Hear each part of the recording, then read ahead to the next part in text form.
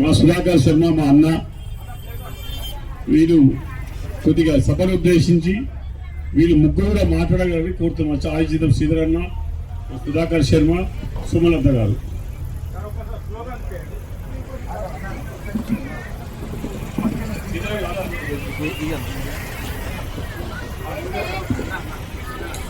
జై తెలంగాణ, జై తెలంగాణ, జై బ్రాహ్మణ్, జై బహుజన, జై బ్రాహ్మణ్, జై బహుజన,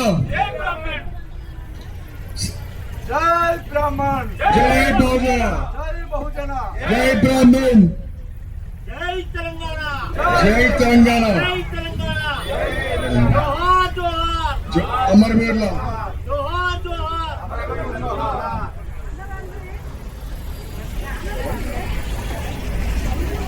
ఆయుధం శ్రీధర్ శర్మ గారిని వారి యొక్క సందేశం ఇవ్వాల్సిందిగా కోరుతున్నాము. ఓకే, సుమలత శర్మ గారికి వాటిగా వారి యొక్క సందేశాన్ని ఇవ్వాల్సింది కోరుతున్నాము. దయచేసి. జై తెలంగాణ. తెలంగాణ ఉద్యమకారులకు నమస్కారాలు తెలియజేస్తూ ఈరోజు ఇక్కడ ధర్నాలో పాల్గొన్న ప్రతి ఒక్కరికి కూడా పేరు పేరున హృదయపూర్వక నమస్కారాలు తెలియజేస్తూ, ఉద్యమకారులు అంటే ఆషామాషి కాదు.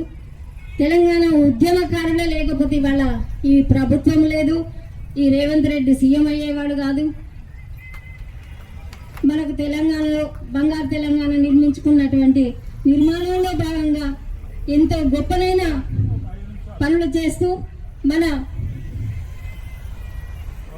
మన మాజీ ముఖ్యమంత్రి చంద్రశేఖరరావు గారు ఎంతో సేవ చేసి తెలంగాణ అంటే నిరూపించుకున్న తరుణంలో ఇవాళ గ్రహచారం బాగలేక సీఎం మారి కాంగ్రెస్ ప్రభుత్వంలోకి వాళ్ళ చేస్తున్న దురాగతాలకు పునాదిగా కాంగ్రెస్ ప్రభుత్వం ప్రతి ఒక్కరు, ఒక బ్రాహ్మణే కాదు ప్రతి ఒక్కరికి కూడా అన్యాయం జరుగుతుంది.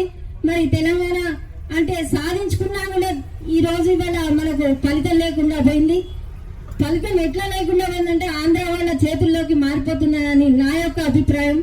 ఎందుకంటే పక్కన చంద్రబాబు నాయుడు ఉన్నాడు, ఆయన శిష్యుడే రేవంత్ రెడ్డి. కనుక చంద్రబాబు నాయుడు ఎట్లా చెప్తే ఇక్కడ రేవంత్ రెడ్డి అట్లా నడవడిక సాగుతుంది.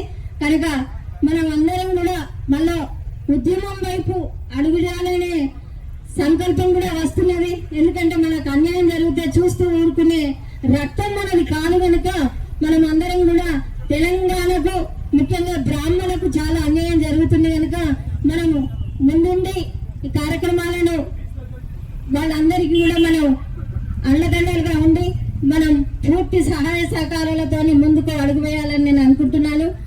ఆనాడు ముఖ్యమంత్రి చంద్రశేఖరరావు గారు తెలంగాణ సంక్షేమ పరిషత్, బ్రాహ్మణ సంక్షేమ పరిషత్ ఏర్పాటు చేసి బ్రాహ్మణులకు ఎంతో మేలు చేసిండు.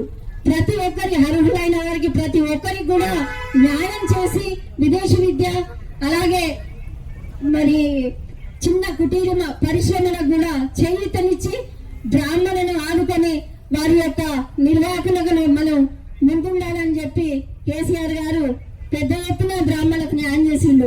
మరి వాళ్ళు అది కాంగ్రెస్ ప్రభుత్వం వచ్చినాక ఓన్లీ ఒక చైర్మన్ గా, అది సంవత్సరం తర్వాత ఒక చైర్మన్ గా ప్రకటించి ఇప్పుడు వేస్తున్న ఆ కమిటీ లేదు, మన అప్లికేషన్ పెట్టుకుంటానికి అవకాశం కూడా లేకుండా చైర్మన్ గిరి ఒకటి ఇచ్చేసి ఏదో తమాషా చేస్తూ ఇవాళ ఒక ఉన్నత స్థానంలో ఉండి కూడా వల్గర్ మాటలు మాట్లాడితే ఖబర్దార్ చైర్మన్ గారు, మీరు ఇప్పటికైనా బ్రాహ్మణులకు క్షమాపణ చెప్పి మా యొక్క ఆత్మ గౌరవాన్ని కాపాడాలని నేను కోరుకుంటున్నా. దళిత మహిళలను కూడా ఇలా తిట్టుకుంటూ పోతే ఒక ఉన్నత స్థానంలో కూర్చుండే ఉన్నావు. అలాంటి మాటలు మాట్లాడితే ఇక్కడ ఊరుకునే వాళ్ళు ఎవరు లేరు. తప్పకుండా మేము వారికి ఎవరైతే ఇక్కడ తన మాటలతోని కించపరిచినట్టు మాట్లాడిన వాళ్ళందరికీ కూడా మేము మద్దతును తెలిపి పెద్ద ఎత్తున ధర్నాలు నిర్వహించగలమని నేను ఈ సభాముఖంగా తెలియజేస్తున్నాను. మరి తెలంగాణ రక్తం అంటే ఎట్లా ఉండాలో మీకు చూడాలి. ఆంధ్ర పెత్తందారులు ఇక్కడ ఎంతవరకు స్థానాన్ని ఏర్పాటు చేసుకుంటారో చూస్తాం. మేము ఇప్పటికీ కూడా మించిపోయింది లేదు. దీనికి మా రక్షణ సేన తెలంగాణ రక్షణ సేన అధ్యక్షురాలు కూడా పూర్తి మద్దతు మనకు తెలపడం జరిగింది. నేను ఆ కారణంగా నేను రావడం జరిగింది. నేను రాజన్న సిరిసిల్ల అధ్యక్షులుగా పనిచేస్తున్నాను ఇప్పుడు ప్రస్తుతానికి. నేను కంపల్సరీ ఉద్యమకారులకు చేదోడు బాధోడుగా ఉంటాను. తప్పకుండా మనం అనుకున్న సాధిద్దాము. ఆంధ్ర పెత్తందారులను దూరం చేసేదాకా మనం వదిలిపెట్టేది లేదు. జై తెలంగాణ, జై జై తెలంగాణ.